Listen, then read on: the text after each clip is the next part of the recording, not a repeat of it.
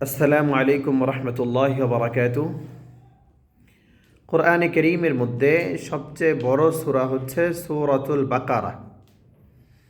আর এই সূরার মধ্যে সবচেয়ে উত্তম আয়াত হচ্ছে আয়াতুল কুরসি।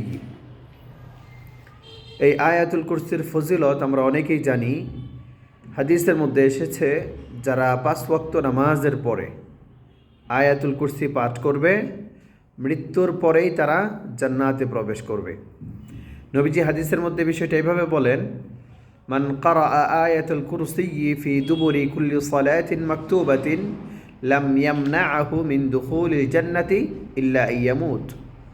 যারা 5 ওয়াক্ত ফরজ নামাজের পরে আয়াতুল কুরসি পাঠ করবে, মৃত্যুর পরেই তারা জান্নাতে প্রবেশ করবে।